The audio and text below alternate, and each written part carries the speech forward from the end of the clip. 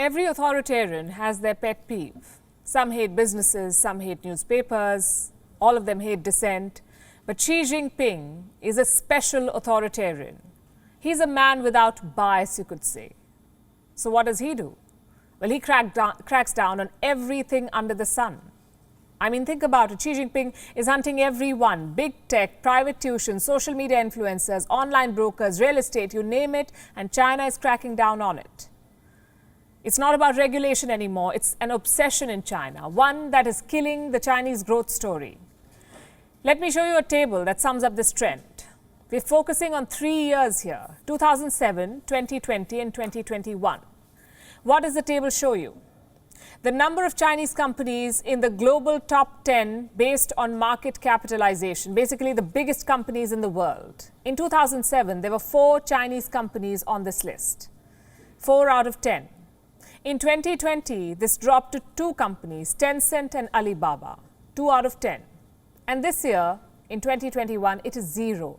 Not even a single Chinese company features on this list. And that's a pretty grim trajectory. After the 2008 financial crisis, China was supposed to take off. Chinese companies were predicted to conquer the world. So what happened here? Where did things go wrong? You could say Xi Jinping happened. Chinese companies became too big. They were challenging the Communist Party's dominance, so Xi Jinping clipped their wings. As of today, there is only one Asian company on the top 10 list, and that company is TSMC, Taiwan Semiconductor Manufacturing Company. Call it what you want, poetic justice, or the defeat of hybrid communism. Xi Jinping's crackdown is bleeding Chinese stocks. Since the crackdown began, there has been a massive sell-off. Investors are fleeing. CEOs are disappearing. And this is the result. A $1.5 trillion hole in the Chinese market.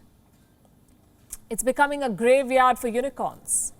And I'm not saying that regulation is bad. But at what point does regulation become vendetta? In China, it already has. The fact is, tech companies are finding it impossible to work. Take app makers, for instance. In 3 years, 38% of Chinese apps have disappeared, 38%. In 2018, there were 4.5 million apps on the Chinese app market. Today, 2.8 million. What happened to the rest? Some of them were told to quote-unquote rectify their problems. That's the last we heard. What were these problems? Were they rectified? It's all under wraps. Big tech is the biggest victim of this crackdown. But it's not the only one. Even social media influencers are targets. Meet Wang Wei, aka Via. She's among the top Chinese influencers on the internet. People listen to her for fashion advice on what to buy and where to buy it from. So needless to say, Beijing could not stand her. Via has been ordered to pay a $210 million fine. What was her crime? China says tax evasion, false declaration and concealing income. Well, maybe that's true.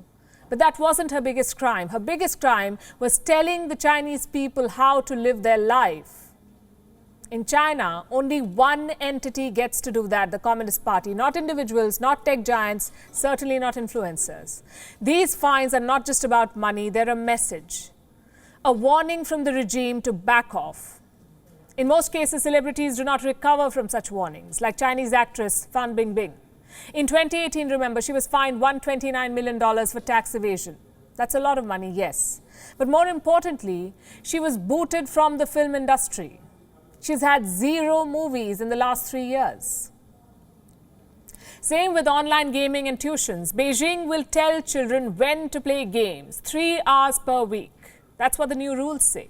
And private tuitions are supposed to sacrifice profit. They cannot charge for their classes.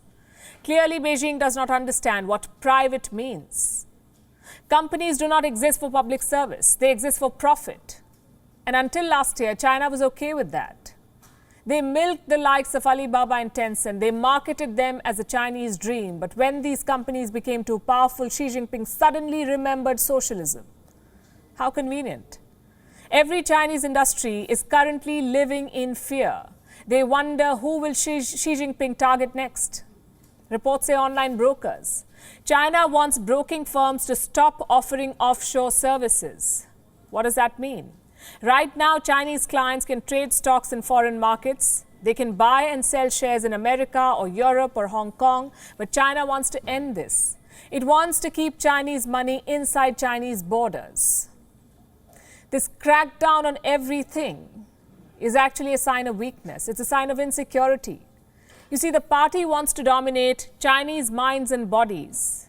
So games, social media, big tech, everyone is a challenger. Xi Jinping has set out to destroy these challengers. But he doesn't realize one important thing. These companies are creating jobs. They're scripting the Chinese growth story. By hunting them, China is digging its own grave. WION is now available in your country. Download the app now and get all the news on the move.